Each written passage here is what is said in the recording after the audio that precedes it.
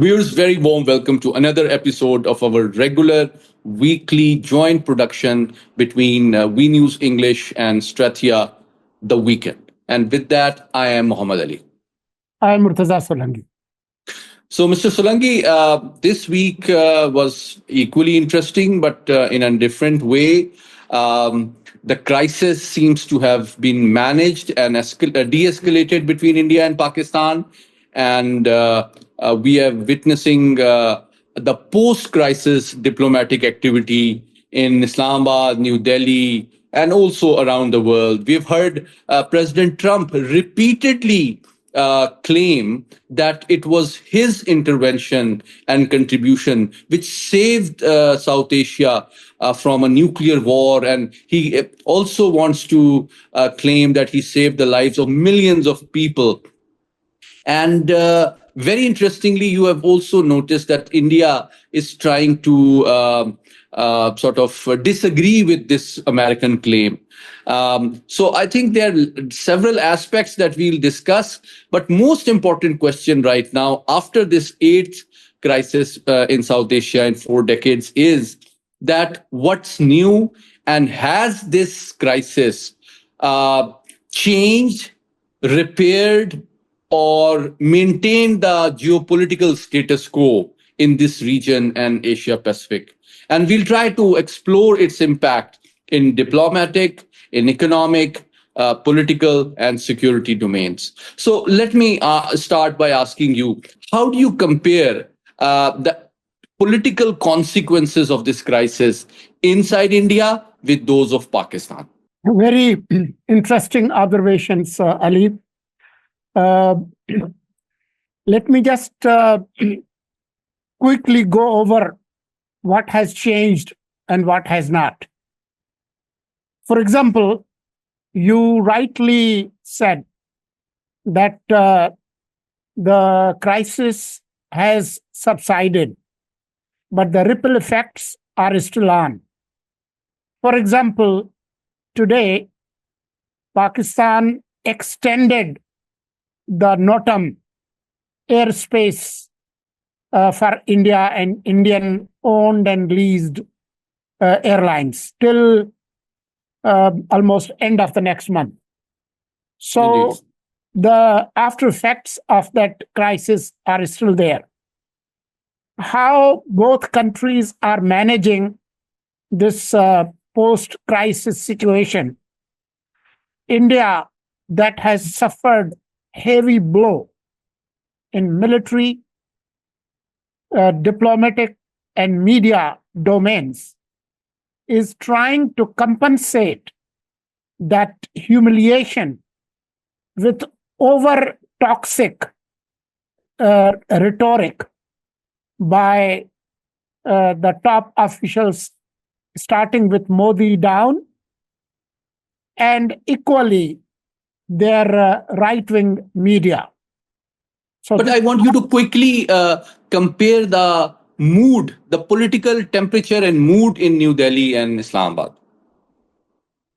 The mood in India is showing a lot of political stress with Congress and other political parties and remnants of independent media and critics.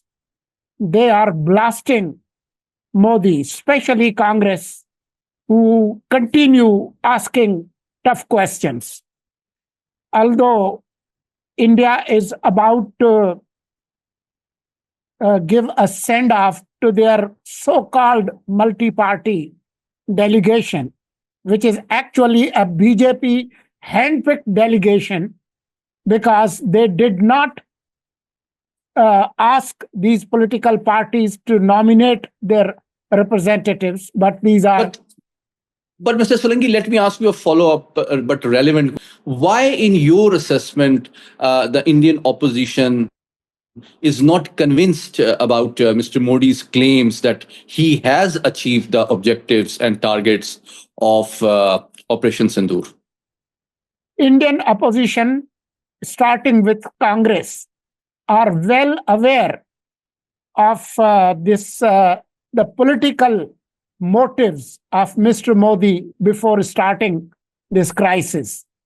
They knew very well that it was not about uh, uh, maintaining and defending the sovereignty of India, but actually doing something to get political mileage out of it.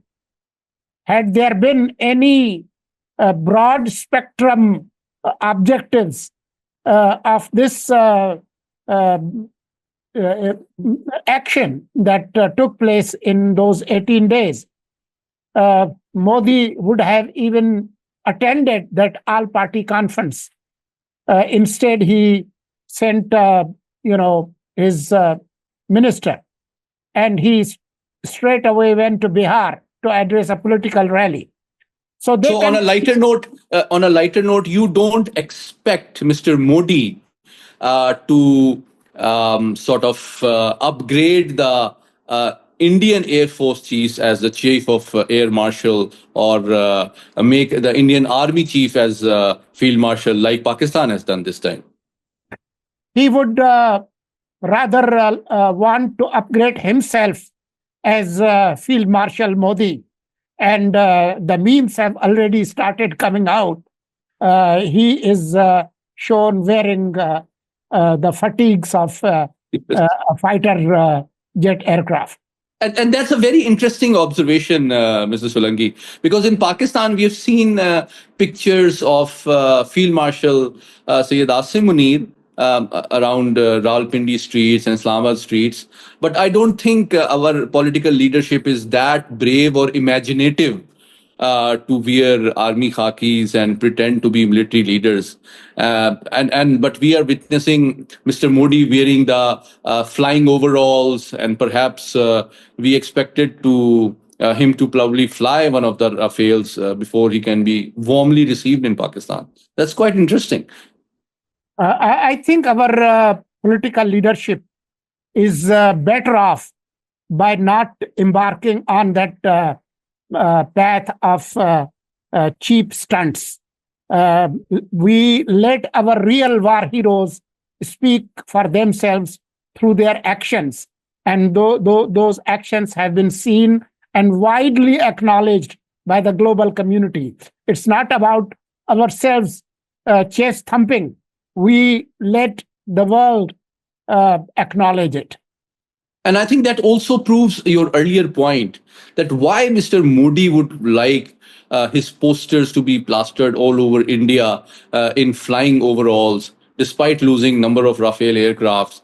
That perhaps proves that his real objective is self-projection and emergence as a conqueror of who deserves recognition in Indian history, rather than achieving some specific professional military objectives.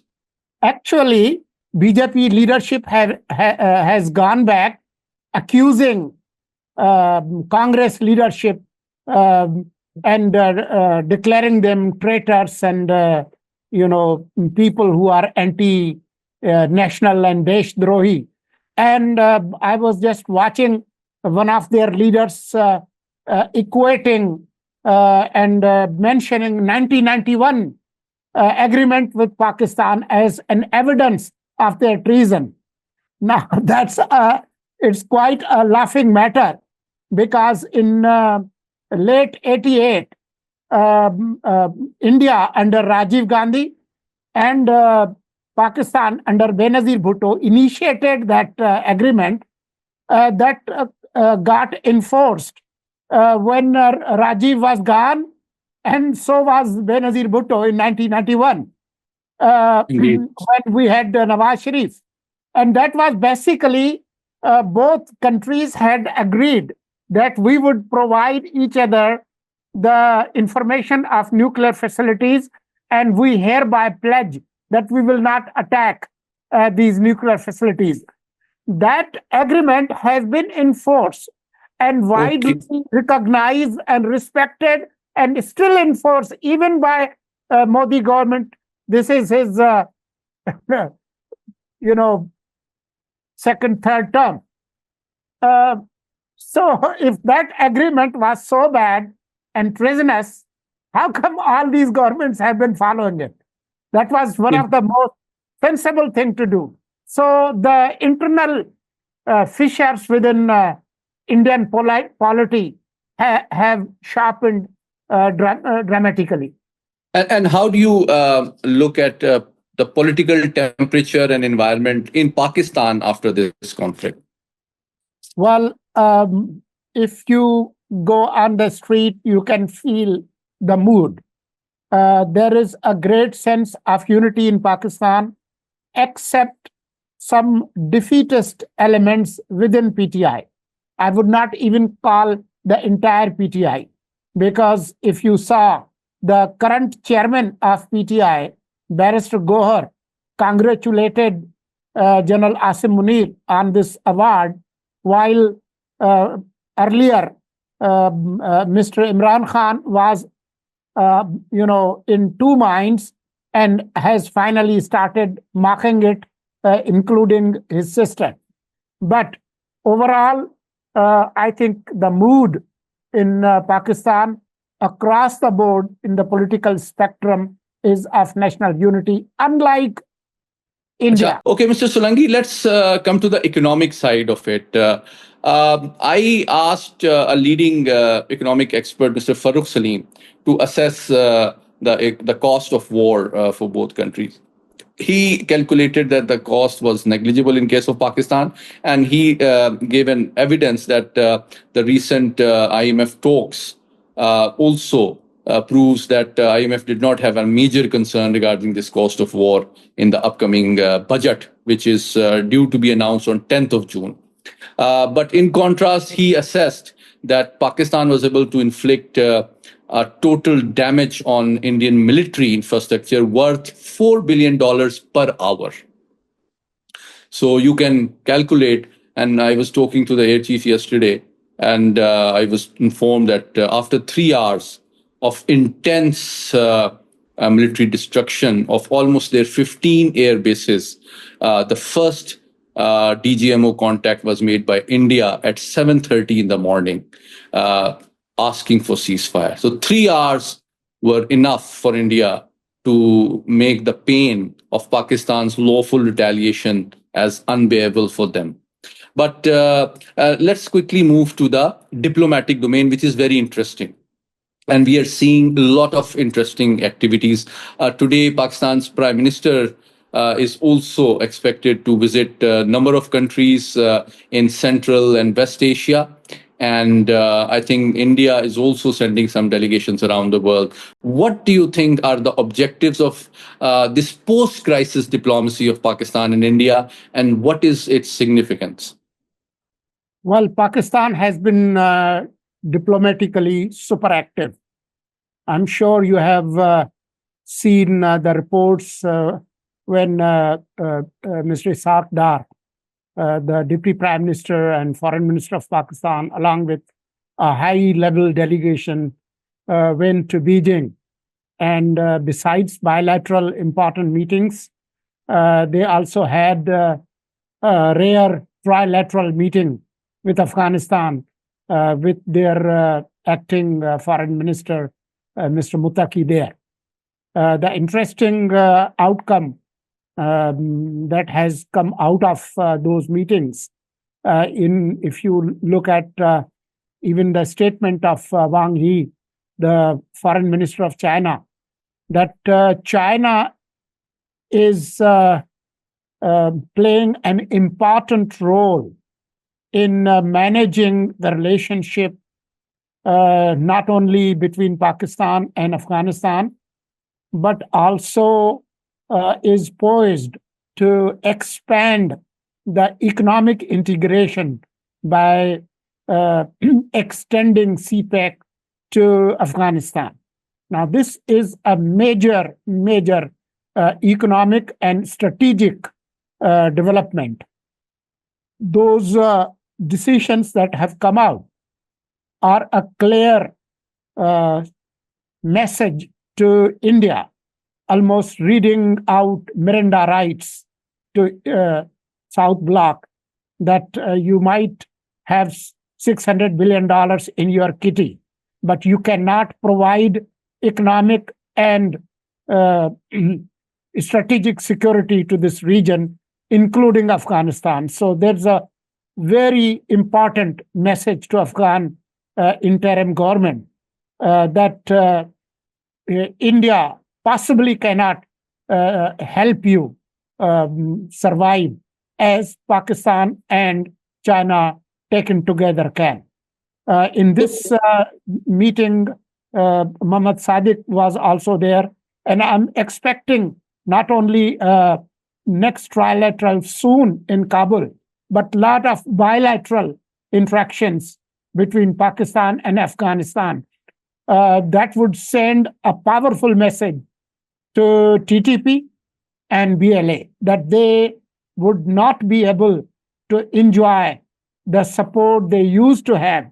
And I am told that TTP has already closed down some of their actions. They have gone low. So interesting developments are expected soon in this region. Indeed, and let me relate your very comprehensive and insightful analysis with the likely trends in the security domain immediately after this intense India-Pakistan crisis. I see the ongoing diplomatic activity as part of Pakistan's strategic outreach to isolate and expose India geopolitically by exposing its rampant, frequent support for terrorism, its trigger-happy posture, a very irresponsible strategic behavior, and a decision to unilaterally attack Pakistan without any international investigation after the Pahalgam incidents. But I see it as part of Pakistan's strategic diplomatic outreach aimed at not just exposing India, but also reducing the political, economic, military, and geographical support of Indian proxy organizations like BLA and TTP. And I see the visit of Pakistan's Deputy Prime Minister to China and a successful Sino-Pak effort aimed at extracting a public and diplomatic commitment from Kabul administration that they will not support terrorist organizations to operate from their space. And then you link it with the upcoming prime minister's visit to Iran. And I see it also in that context that Pakistani leadership is likely to request the Iranians to also reduce the space for terrorists, which for those terrorists which are enemies of both countries.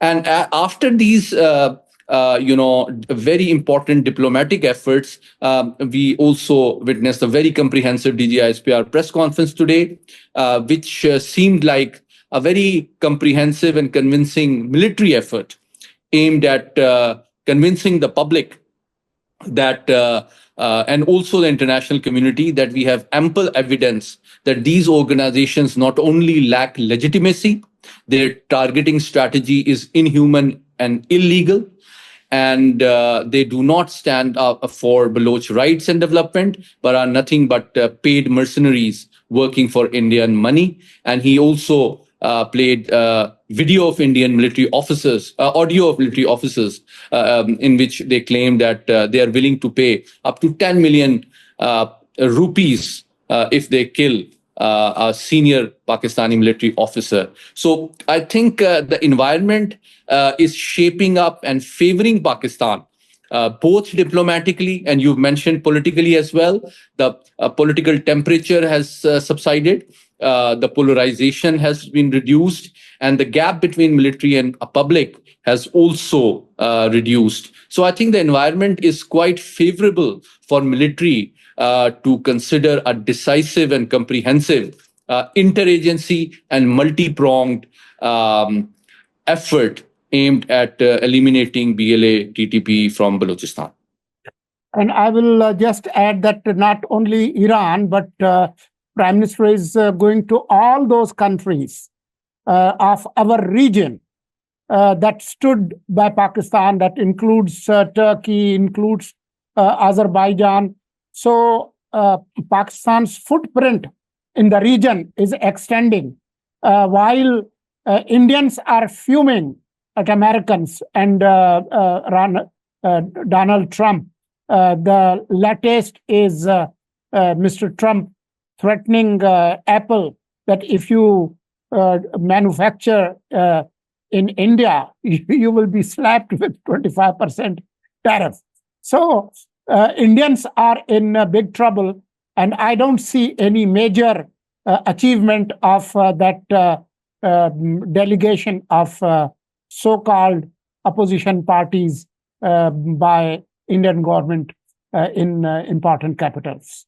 Since you mentioned Indian politics, my last comment is also on political environment, and I'm sure because we both were there yesterday, I think it is very clear that both President and Prime Minister jointly handed over the baton of Field Marshal to Field Marshal Syed Asim Munir.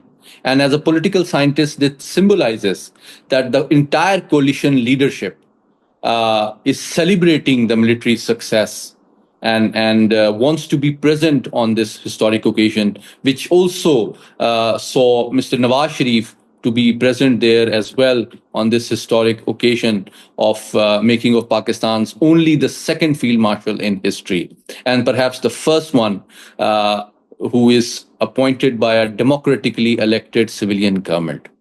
So I think nothing succeeds like success, Murtaza Saab. And I feel sorry for Mr. Modi that his claims do not seem very convincing for their countrymen and opposition. Thank you so much for joining us. Don't forget to share your views, comments, and likes, and keep watching this program for more interesting and insightful analysis on the most important global, regional, and national issues. Thank you so much.